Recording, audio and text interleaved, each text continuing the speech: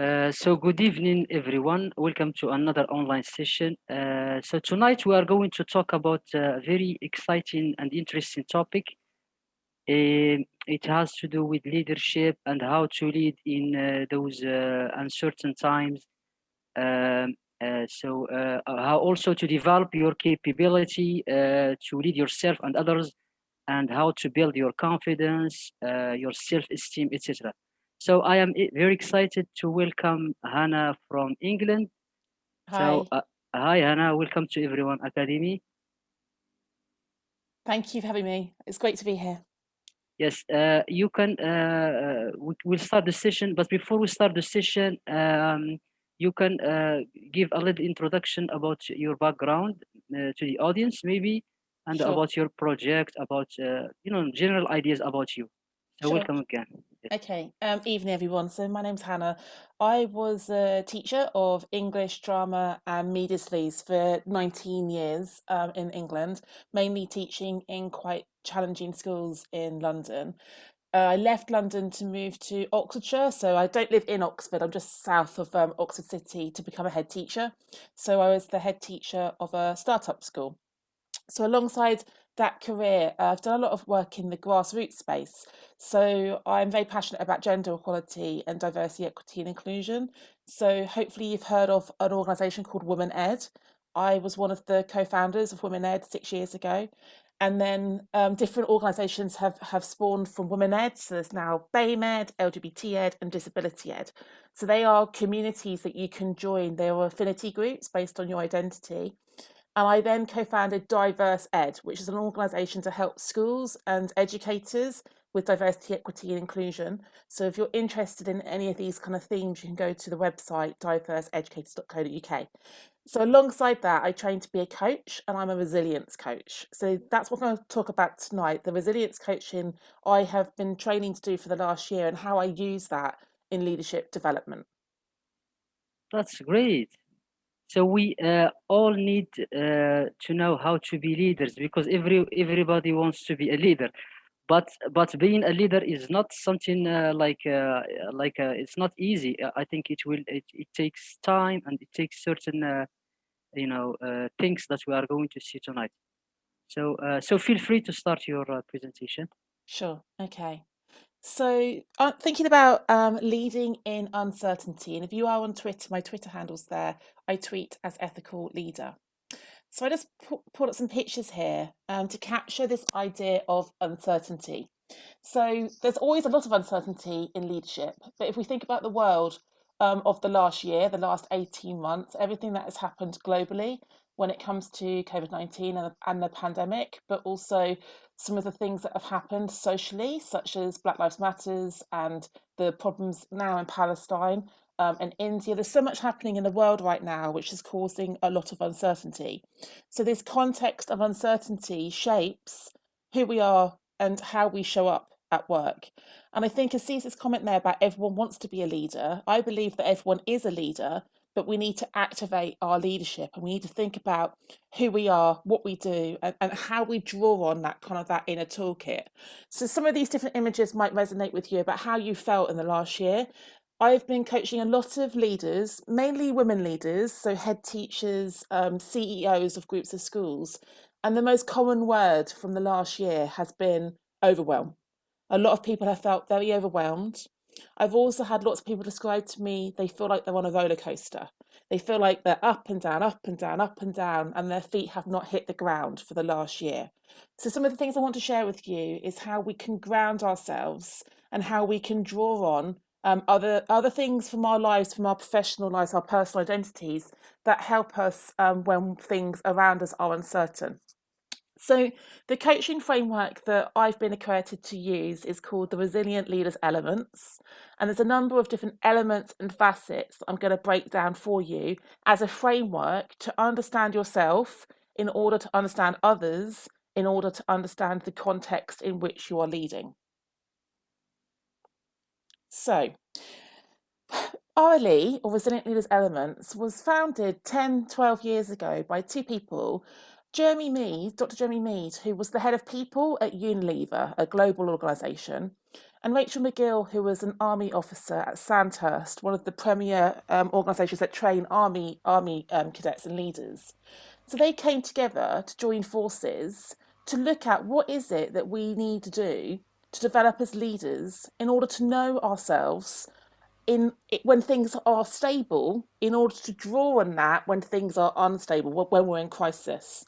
So the idea is we start with our strengths, we know where we are strong, and then we think about our areas for development or our areas for growth. And this is called the urgency continuum. So we're constantly moving up and down this urgency continuum. We're kind of vacillating, it's undulating. We're moving, depending on what's happening around us in the work context or socially or personally. We might be in equilibrium, so we feel stable, we feel grounded. We might be in uncertainty, where there's things around us we can't control. That might push us into crisis when we begin to feel like we're not in control of what's around us. Emotionally, we get much more charged at that point. We perhaps might feel a bit more vulnerable. And then there's the chaos, when it becomes so overwhelming, we don't know what we can do to kind of get some control back. So there's this kind of like movement between pressure and good pressure and stress and kind of negative pressures. And the idea of RLE is to understand yourself so you know how to rebalance, to understand yourself so you can see your behaviours changing. You can catch yourself before you fall into the orange and the red, because your self-awareness is really, really in tune. Also for other people to know your triggers and to be able to say to you, this is happening today, I think you're feeling stressed, because sometimes other people can see that in us before we see it in ourselves. When you know your strengths and you know your areas for development, it's then about being confident, but being confident in two ways. Being confident in who you are as a human being, being confident in your belief systems, in what makes you distinctly, individually you, and then being confident in what you do. So the kind of the competence, the technicalities, the skills, the expertise. And those two things need to be in alignment with each other. That then enables us to be able to create, build, and take opportunities, because we're grounded, we're feeling strong, we know who we are, we know what we can bring to the role, to the context. It also enables us to bounce back, because we know that we have overcome adversity or obstacles or barriers before, and we know that we can find that way through. Because often when you're in that moment, when things are foggy, when you can't see as clearly as you'd like to see, you forget the fact that you have overcome stuff before in your past. So this helps us to then be able to navigate uncertainty or change, and change that perhaps we haven't initiated, and even that more extreme state of crisis. So here's just a summary, okay? A resilient leader knows where they are strong. A resilient leader knows their areas for development, knows what takes them to pressure to stress and how to rebalance, has confidence in who they are and what they do, and that enables them to be able to create, build, and take opportunities to bounce back, and to know that they will find a way through uncertainty, change, and crisis. So that's the kind of the end goal. That's what we're aiming to have as leaders who are resilient. So I'm going to now break down for you the kind of the framework through which we work. So there's two questions we always ask people to think about. Who are you and what do you do? And just take a moment to reflect on how you introduce yourself to people. The first time you meet someone new, you probably lead with the what I do, because our job roles, our leadership responsibilities, our titles give us status. I found it really interesting when I became a head teacher. Overnight, I had more authority. Overnight, I had more respect. I hadn't changed, but my job title had changed. So the what I do bit is contextual to what you do and where you are. It's also about knowing and understanding that environment and landscape around you. And it's about being results driven. So knowing what your goals are and knowing how to get there. Whereas the who I am bit is the personal part of this identity. So the blue and green is kind of the professional identity. The other half of that sort of like profile is knowing yourself, knowing your emotions, knowing your motivations, knowing how you show up, knowing how you impact other people, knowing how to be positive and purposeful and intentional. And I think sometimes we think about these two parts of our individual identity and profile as being separate.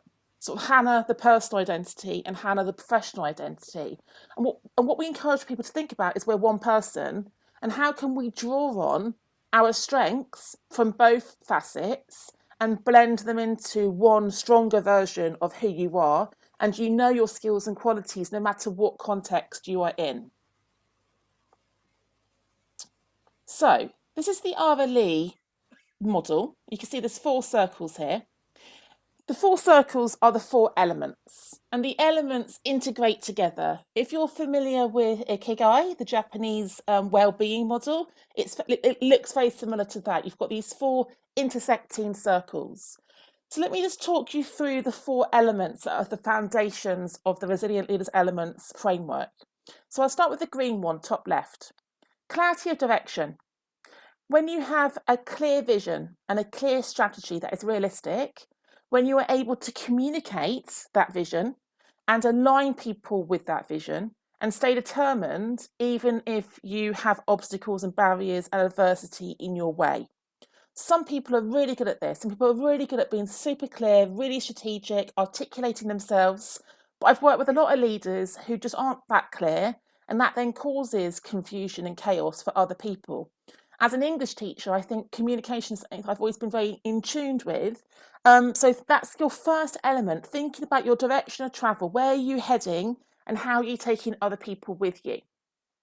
If we then move over to the orange one, awareness, understanding yourself and your own motivations, but also understanding other people and where they're coming from and their cultural references and their strengths and areas for development. I don't like to use the word weaknesses. So knowing yourself and your strengths and areas for development, but also theirs, and thinking about how you can adapt to those pressures and forces as they change, particularly when the environment around you, not just your place of work, but your marketplace, the context, the world, that environmental impact on what you do and how you do it. Then there's the red one, leadership presence. And this one comes up a lot. For a lot of the people who I coach, a lot of them are seeking presence or seeking gravitas. They want to expand and amplify how they show up as a leader and the impact they have. But leadership presence is about really knowing who you are and staying true to yourself, being authentic, staying true to your values and your ethical code, whilst also being in service to other people. So having that intent of what you do and how it's impacting others, being able to stay focused when things around you might be quite chaotic, and having that bias for success, that bias for achievement, for not only yourself, but for your team and your wider organisation. And then the final one is the blue one, the ability to make resilient decisions, resilient decision making. People think about decisions sometimes as being one kind of skill or quality, but we break it down into different types of decisions that you need to make in a resilient way to enable you to be an effective leader. So thinking about how you take ideas from concept to reality. So how you innovate things, how you bring about change. Thinking about how you challenge yourself in your decisions, but also other people and their biases. And thinking about the impact that your decisions have, particularly the pace of your decisions and the style of your decisions. I'm quite a quick thinker and quite a quick talker, so I've had to consciously slow down my decision making and slow down how I communicate my decisions, and that's been part of my leadership development over the last few years. Okay, so underneath these 4 elements, there's then 3 facets. So imagine you've got the 4 circles and then a kind of a triangle coming out of the 4 circles. So the facets that underpin this idea of clarity of direction are 3 really important parts of being a leader. Having that strategic intent, so having that clear vision, having a realistic strategy, being future focused, and knowing or finding the ways to achieve those goals and realise those goals. Whilst being strategic and intentional, the second one is about that unifying purpose. So how do you take other people with you? How do you create alignment between your vision and your team? How do you communicate and articulate that vision so that people want to follow you and people want to be part of that journey? And how do you engage and enroll other people to take shared responsibility in that strategic intent? So it's a team responsibility rather than an individual responsibility. And the final part is this idea of being determined, because things aren't always easy as a leader. Things get thrown at you. You need to sort of like be able to stay determined, stay focused, be able to adapt perhaps and make some compromises, but still end up getting to that end destination. And when you have congruence or alignment between these three facets pulling through into this element, the impact is everybody knows where they're going, why they're going there, and there's a collective determination for success. So there's that shared responsibility, and each individual person in the team knows what they need to do. So it becomes a team responsibility and distributed leadership, as opposed to just the one person trying to lead that change by themselves. If we unpack awareness, it's one of my favourite ones actually, thinking about the different ways we need to be aware. I've worked with a lot of leaders who aren't very self-aware. So self-awareness is that really being introspective and intuitive and sitting with yourself and understanding yourself and doing the kind of the work on you as an individual so that you can then draw on that as a leader. Being really, really aware of your individual strengths and what you bring, what impact and value you add to a team, but also being tuned into the things that perhaps you're not as good at. And then either developing those weaknesses into strengths or building a team around you of people who complement you, people who perhaps can bring skills to the team that you know you don't have. Then we move into the awareness of others. So really, really understanding the people around you. What is driving them? What shapes them and how they show up? What are their personal development priorities? How are they interacting with other people? And how can you get the best out of them? And I think the tension between self and others can be really interesting, because some people are acutely aware of other people but lack self-awareness. Other people are very self-critical and very self-aware, but perhaps aren't aware of the people around them. So how do we get this balance of being aware of self and aware of others? And then the environmental piece, it's not necessarily about the kind of the world, the climate, sort of like green issues. It's about knowing where you work and knowing how to leverage the processes and the systems of where you work, understanding the culture of the organisation where you exist, being aware of the impact of the wider marketplace, the wider sort of like sector you're perhaps in, and thinking about how confident, how competent are you in that more contextual literacy of your profession? The impact of having this awareness in different ways, it means that everybody, including yourself, works at their best. So it becomes a high performing and a high productive team, and you have shared motivation and understanding of what makes everyone tick. It also means that you are tuned into the diversity of your team. So you understand the cultural significances of different people and what they bring to that mix. And it means that you can really sort of take advantage of and maximize and optimize the systems and the processes that enable then the people to achieve the goals. So thinking about the efficiencies and the effectiveness of how you work. The third one is leadership presence. So thinking about how authentic you are as a leader. And this one sometimes jars people because nobody wants to think that they're not authentic. But sometimes people perhaps suppress part of themselves and try to either comply or conform to where they are working. And I've seen people lose themselves as they've become leaders, as they've begun to kind of fill a mold and behave how they think they should behave rather than actually just being themselves and being the best version of themselves. So being authentic means having integrity, having conviction of what you say and what you do, being prepared to sort of like stand in your own truth. It means that you will have a value system that you believe in and you don't sort of deviate from, and that ethical code, and you stay true to yourself. which means that sometimes you might make yourself unpopular. You might make decisions that other people don't like, but you stay true to who you are and your authentic leadership. Then there's the service and serving of others. Thinking about, so you've got the awareness of others, but the serving of others is where you put other people's needs before yourself. So as a school teacher, a school leader, it would be the needs of my staff, the needs of my students and pupils, the needs of my community. If you're in a corporate space, it's your customers, it's your team, it's your partners. It's also your family. And sometimes there's that tension between serving your family and serving your workplace. So service or serving others is all about your commitment to developing other people and creating that legacy and passing information on. And then finally, there's the intentional. Being intentional, staying focused, being purposeful, keeping a positive outlook, being solutions focused, trying to have an abundance mindset rather than a deficit mindset, and thinking about your own personal energy levels so that you can sustain yourself. And the impact when you have alignment between these three facets is your presence is felt even when you're not in the room. And I've got a friend who uses the metaphor of perfume.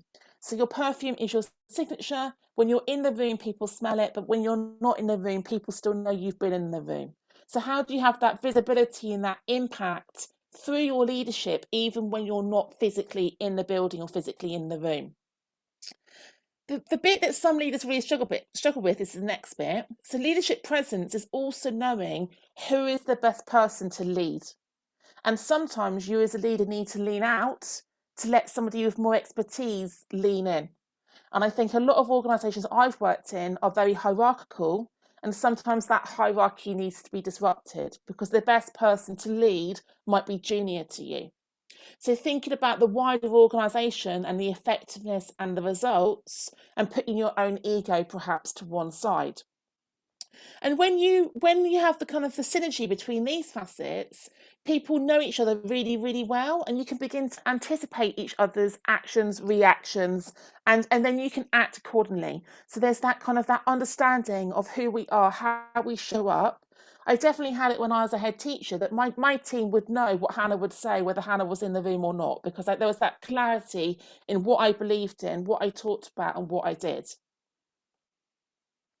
And then the final one, the decision making. So thinking about the different ways we make decisions and the different ways we need to develop sort of decision making skills. The creative one sometimes is a bit of a red herring. It's not about being creative or being a painter and creating art. It's about the ability to be able to innovate, the ability to be able to think outside of the box, the ability to be able to initiate change, but to also see that change through and for that change to come to fruition. The robust decision making is about having that objectivity, the research around a situation, the data to inform it. You've done the kind of the rigorous process of sorting out the information, evaluating the pros and cons, and you've got that kind of strong foundation of understanding about the decision you're going to make, and you can be robust in the comparison of that data. Robust decision making is also about having a contingency, which might be a plan B, a plan C, a plan D, so you're not relying on just plan A working. And then there's the ability to make versatile decisions. So versatility in the fact that you've got options, that you're not fixed, you can be fluid and flexible, you can be responsive to changes, you can perhaps change the pace of your decisions based on the urgency of a situation. And for those of you who are in education, like one for me would be like safeguarding. Sometimes you have to prioritize things because somebody is at risk. And then you're thinking about how you need to show up and how you need to operate. So the impact of resilient decision making is that really good decisions get made at the right time by the right people in the right place. But it also means that you've got the contingency plans available in case something happens that you weren't expecting. And then you can still be effective and confident in how you make those decisions. So that's the framework.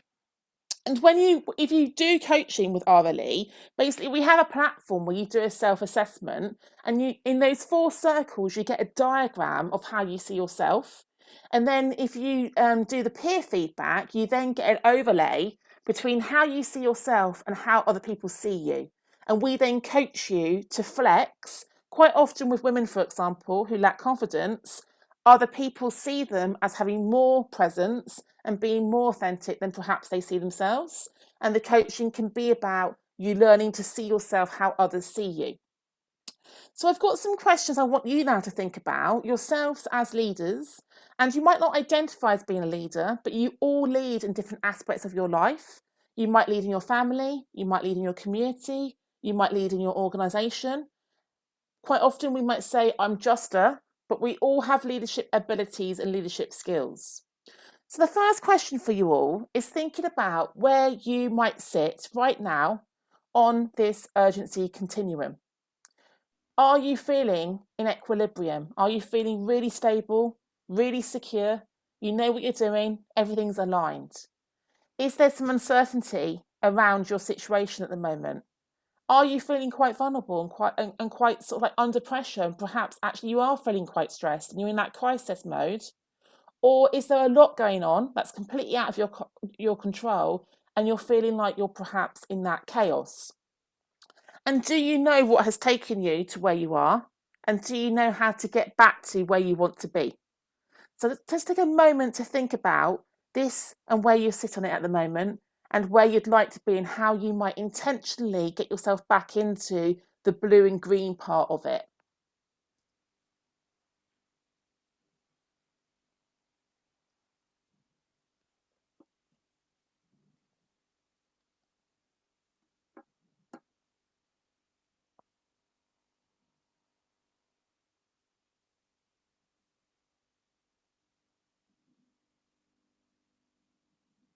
Okay, the second question I want you to think about these two ideas of who I am and what I do.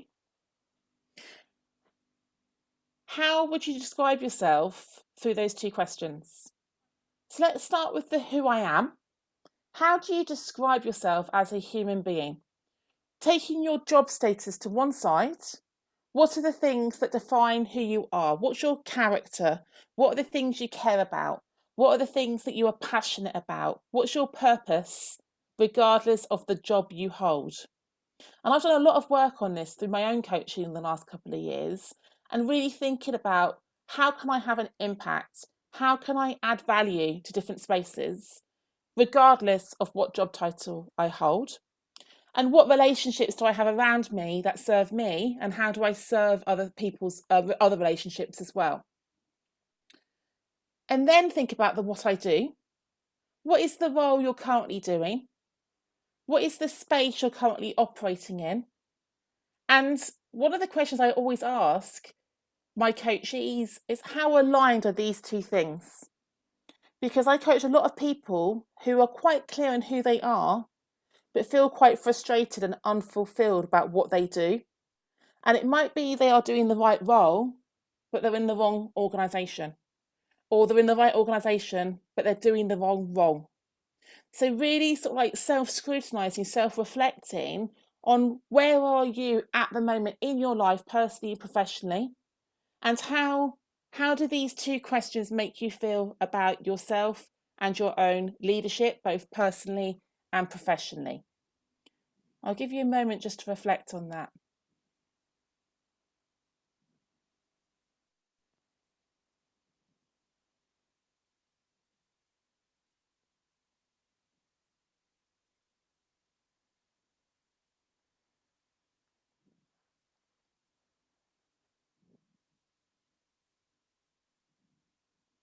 Okay, I'm going to break down. Oh, I've lost my diagram there.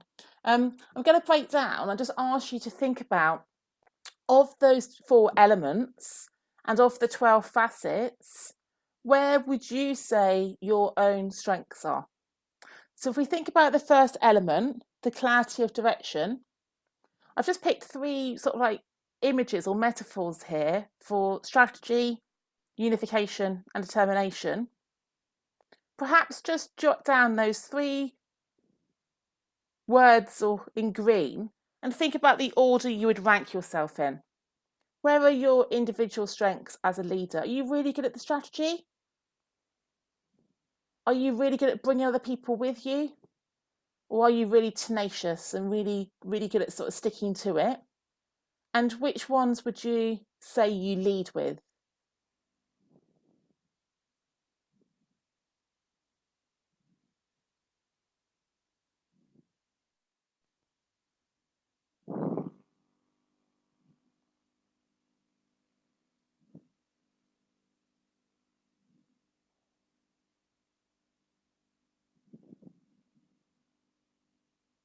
And the same question for awareness. Thinking about these three facets of self-awareness, awareness of others, and awareness of the environment, where do your strengths lie? What do you lead with? Are you acutely aware of yourself and your own strengths or areas of development, or are you really tuned into the people around you and what they need, sometimes perhaps at your own expense? Or are you really aware of what's going on around you, the kind of the context in which you are, perhaps the sector, the country, or the wider world? It's the same thing. Just put these into order of 1, 2, and 3 of which ones you think you are strongest at.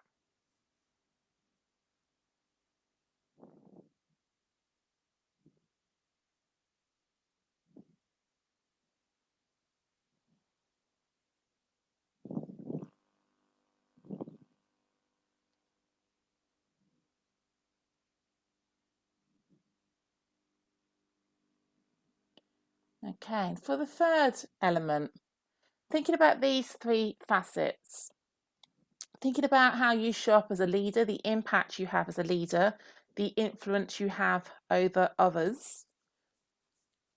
Are you leading with being authentic? Are you leading with being in service of other people? Or are you leading with that intentionality and focus around what you do and why you do it? So just think about which of those three do you lead with? And I always think about, what do people say about you as a leader or as a person? What kind of words do they use about you? How do they describe you? And how might that help you put these three into order?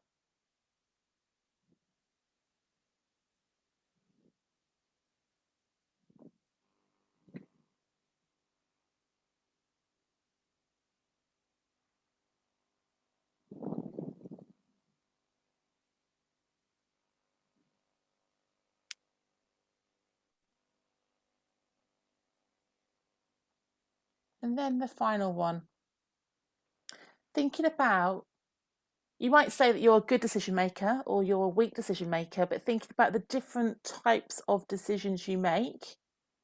Are you really good at the innovation and the thinking of new ideas and the kind of the initiation of change?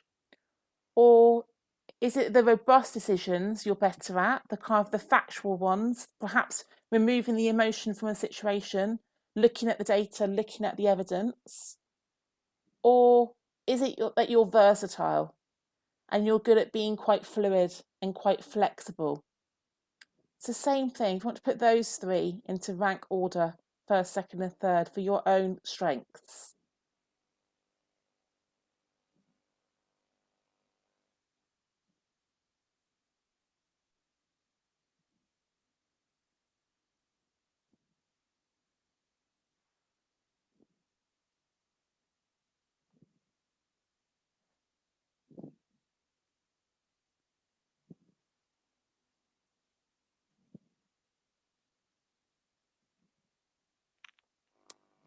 So before we go to questions and comments, I think what I've realised about myself in the last year, after 19 years of being a teacher and being a leader in education in very specific contexts, I I didn't lose myself, but I became quite frustrated about some of the schools I was working in.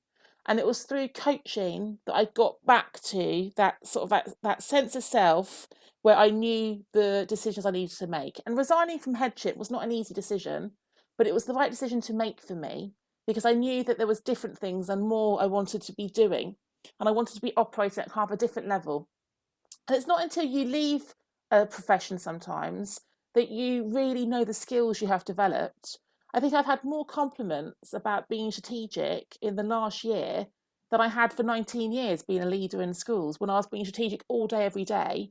But that transferability of skills, I think, is really important, and showing up in different spaces and other people recognizing those strengths. I've always been a very authentic leader. I've got a strong sense of who I am and what I believe in, and I'm prepared to make those difficult decisions. So I have resigned from multiple jobs. I've said no to situations when they're not in alignment with me. And I think that's a really empowering thing to do when you know when something's not right for you, because you've got that very strong sense of your values. And then thinking about the awareness, I think through coaching over the years, I've become more and more aware of who I am and how I operate and what my strengths are, but also what my own triggers are as well, so that I can counterbalance that along the way. And I think the framework for me, this really helps you understand yourself and other people, but it also helps you lead with your strengths, but really, really focus in on your own areas for development. So on the last slide, you've got my contact details here. If you're on Twitter, please do connect with me. I am on LinkedIn if you want to network there. And I've got a website, and there's lots more information about RLE on my website. And I run a series of different programs called REAL, Resilient, Empowered, Authentic Leaders. That's my brand, and that's what I believe we should all be. We should all be as real and as true to ourselves as we can be. So Aziz, back to you. Yes, this is very interesting. I was just curious. I have a couple of comments and reactions about your ideas before we move to the questions. At first, you mentioned that we are all leaders, but it takes time, or we need to be aware of this skill and to develop it. But what about people who are all the time have this self-doubt and low self-esteem, are full of negativity? And do you think those kind of people can be good leaders? They can still be great leaders. I coach a lot of women who perhaps professionally don't see themselves as leaders, but when I talk to them about what they do outside of work, they lead their families, they lead their churches, they lead charities. They're Yes. constantly leading, but they don't see what they're doing is leadership. And I think that question of who I am and what I do, sometimes we're disregarding skills and qualities and experiences and expertise we have because it's not paid and it's not a title. So I coach a lot of people about applying for roles. And sometimes people will say to me, I'm just a manager, Hannah, or I'm just a teacher, Hannah. How can I apply for this leadership role? And when you tease out of them the things they do, it's about the story you tell of yourself and how you articulate it sometimes. And it's about owning the fact that you are a leader. So I led this project, or I led this activity, or I led this person in this. Sometimes it's just about activating more powerful verbs about how you tell the kind of the impact of what you've done. Yes, and this will also lead us to talk a little bit about the confirmation bias, which is it must be getting in our way if we want to change and if we want to fight all those dark forces. We want to be better leaders, better teachers, better individuals. So the confirmation bias is especially in these uncertain times with the COVID, etc. So, do you think our opinions that we have stocked in our brain, get in the way?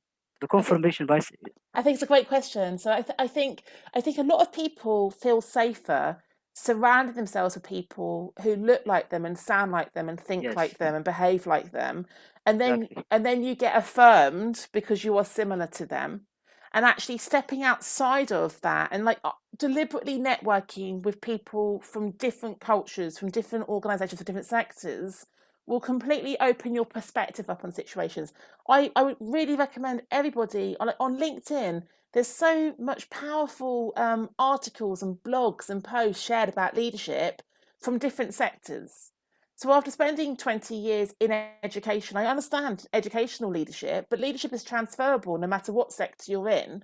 So by deliberately putting yourself outside of your comfort zone and exposing yourself to different ways of thinking and different ways of doing things, that's where the growth happens. That's where the learning happens.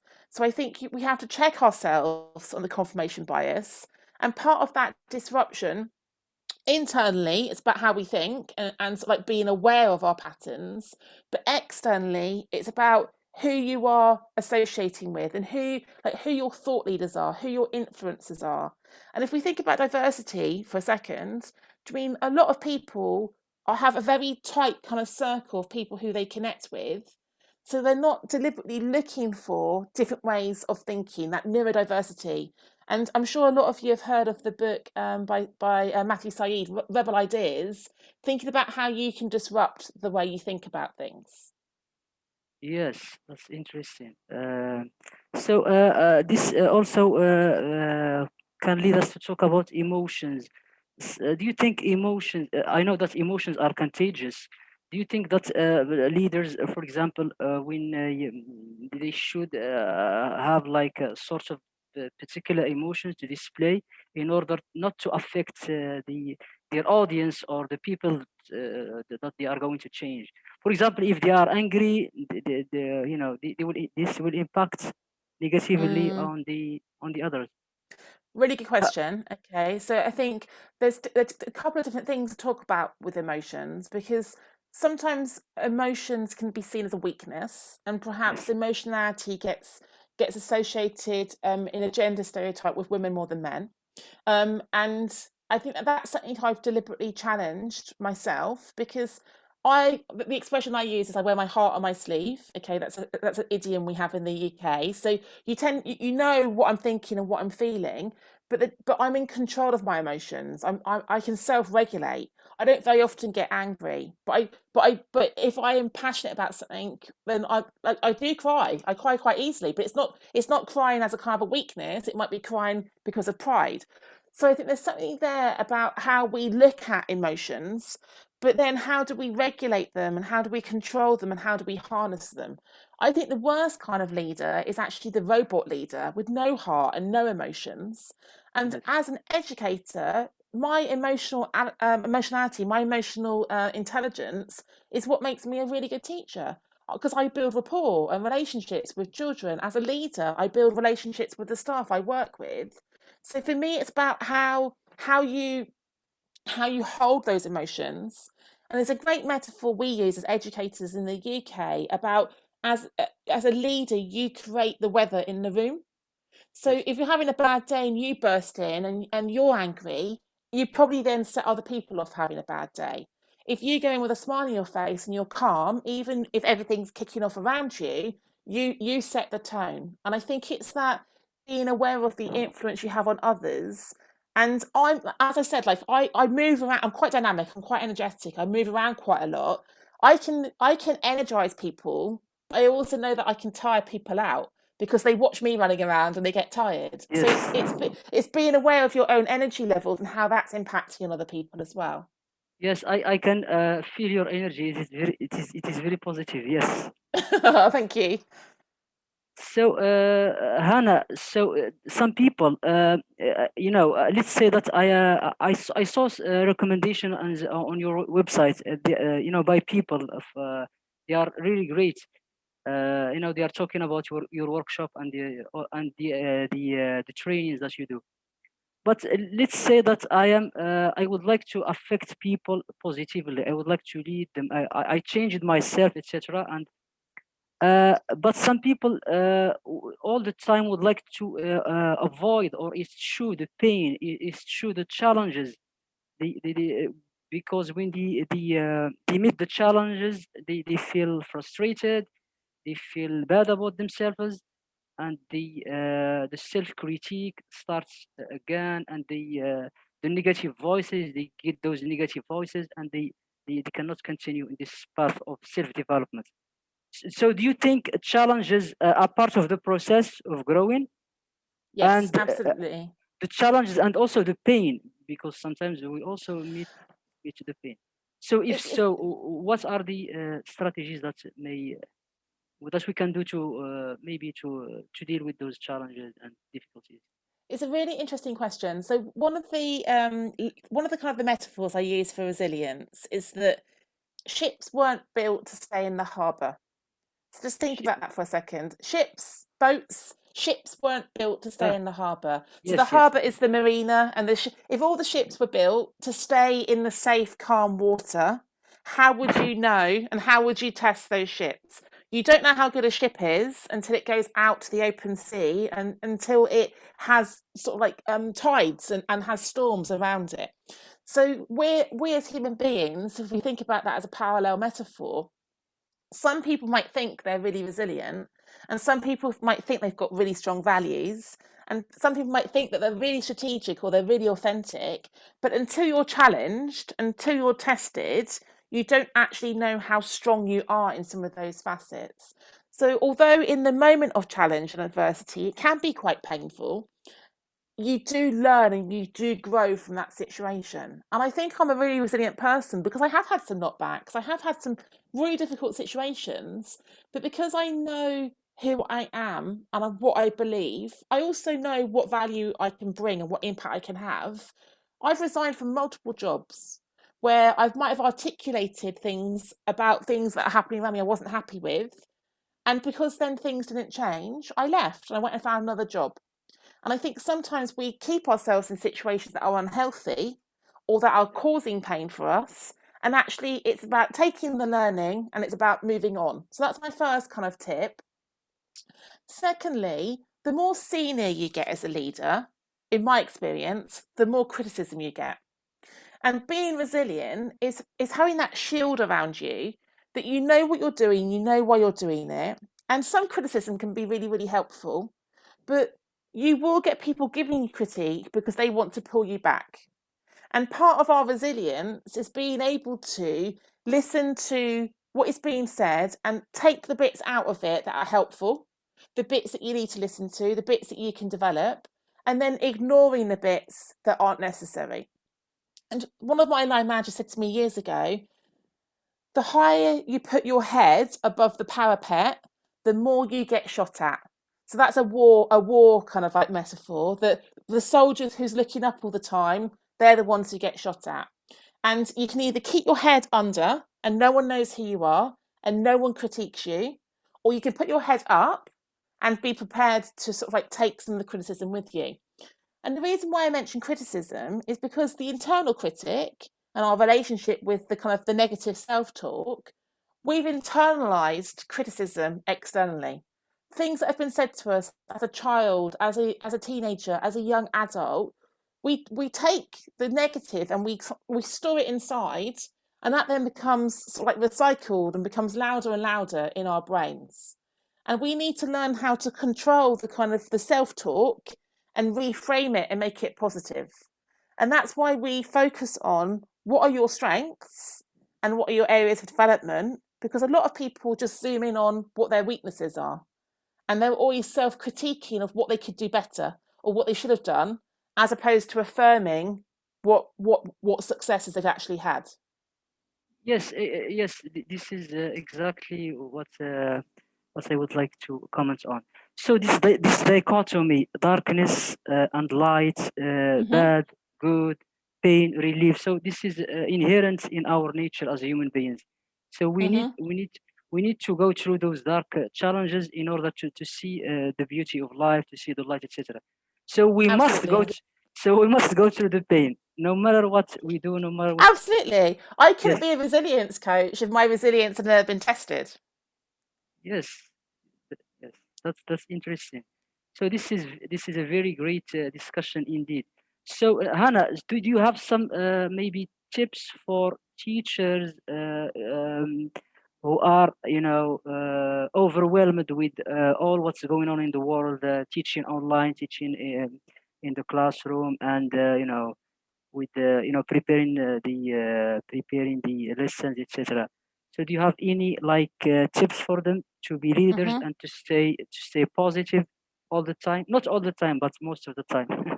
I have lots of tips. Okay, so let me think about some key tips. So a tip around boundaries, I think, is really key. If you don't establish boundaries around you, no one else will. And having boundaries around like what hours you work, what time you go to bed, what you do at the weekends, how you let yourself think about things. I'm really, really strict and I'm really, really self disciplined on how I run my diary. and how I balance my time and my energy. And I've learnt that over time, because as a teacher at the start of my career, I could have worked 24/7 and still not been done. And you have to sort of like create that balance for yourself in your diary about how much you're prepared to give and how many hours you're prepared to give. And I think boundaries have been really blurred in the last year because we've worked from home, worked remotely. Our personal spheres and our professional spheres have become quite blurred. And I think as we come out and return to some semblance of kind of like normal life, I think it's really important to put those boundaries back in. So that's my first tip. The second part of kind of the boundaries bit is being empowered to say no, because we tend, as teachers and educators, being in service of other people, we tend to be people pleasers, and we tend Yes, to say yes to things. And exactly. quite often we're saying yes to things that aren't part of our job remit. And then we get busy, then we get tired, then we get overwhelmed. And I think I'm a bit of a magpie. I see opportunities, I say yes, but they are the things that sometimes that then put too much pressure on me. So I think there's something about knowing what to say yes to and knowing what to say no to. Or if you don't feel right saying no, then you say not right now or not yet. And it's not a finite no, it's a come back to me in a while and I might say yes. So that's two tips. My third tip is really the bit I've really learned, I think, as an educator, is being really, really clear on my values and thinking about whether or not my values are reflected where I work. And I get my coachees to create a values filter. So, say, for example, your values were respect, love, courage, integrity. You think about a filter and you line your filter with your values. And when opportunities come to you, you drop them into your filter. And if the opportunity doesn't touch your values because it's not aligned, you say no. If the opportunity touches your values as it on its way down, you say yes. And I think that really simple metaphor helps you think about your decision making of what you should say yes to and what you should say no to. I'm going to give you a fourth tip whilst I think about it. Read that positive reframe. I think a really positive thing to do is gratitude journaling and gratitude practice, where the world can be very negative and very dark, and we can get very tired and very overwhelmed. But before you go to bed each night, if you write down a couple of things you're grateful for, or a couple of things that have brought you joy, you go to bed with a positive mindset, you're more likely to wake up with a positive mindset. And there's research that shows that micro habit, becoming a daily habit, can make a big difference to how positively you think about yourself and think about your life.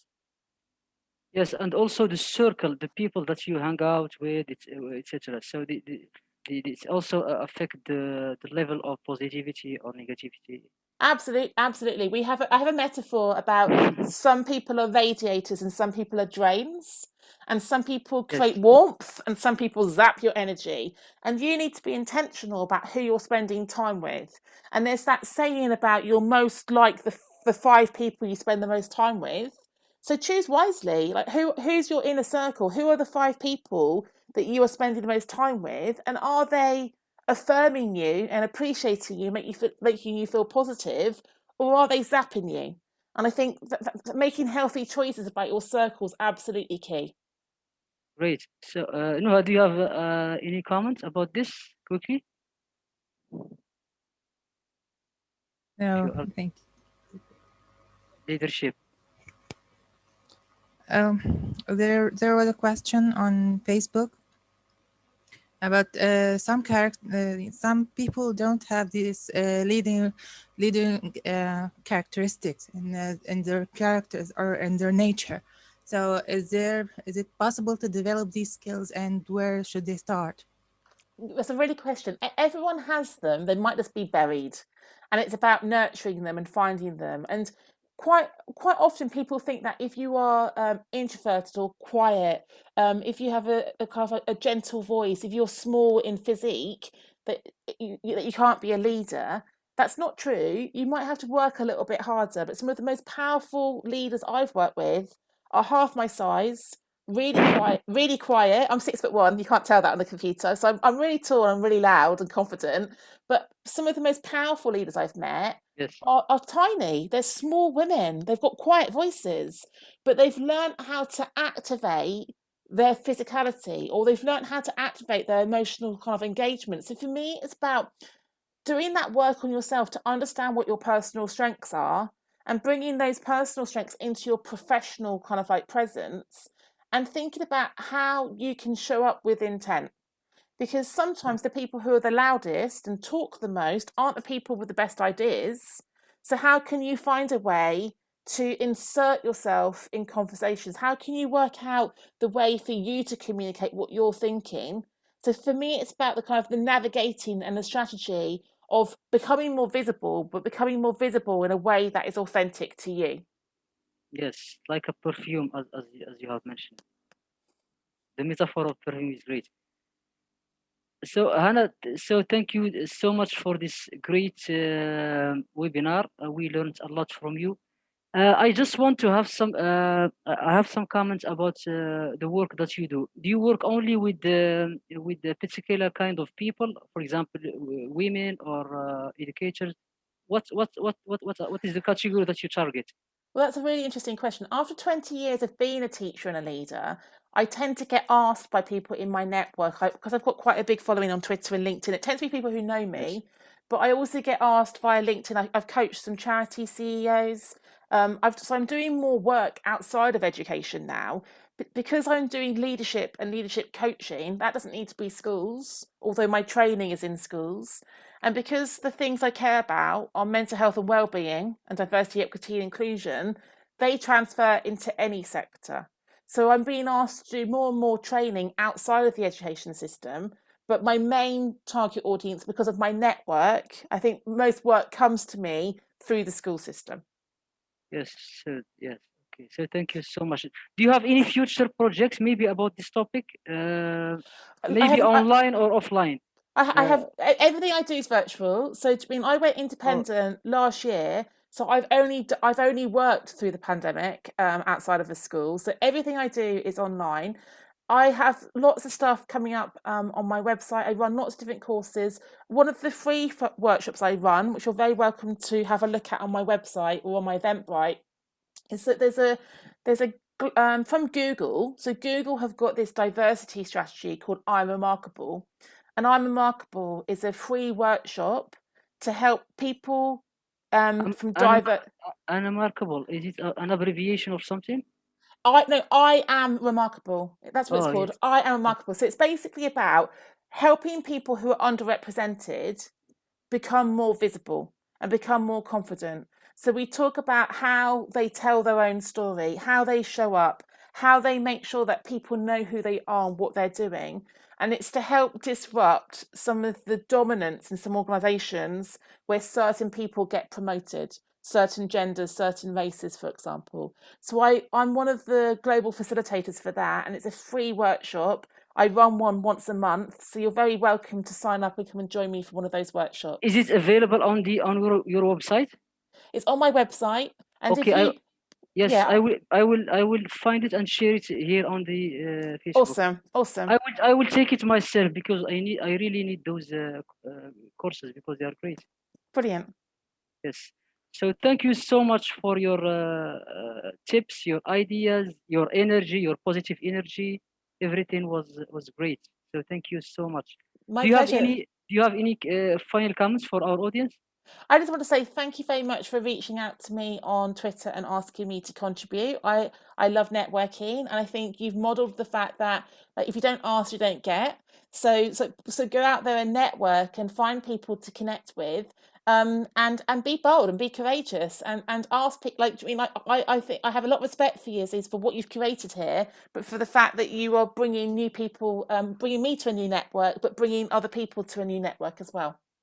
So thank you, Hannah. I'm happy to meet you and learn from you. Thank you so much. My pleasure. Take care, everyone. Thank you. Bye bye.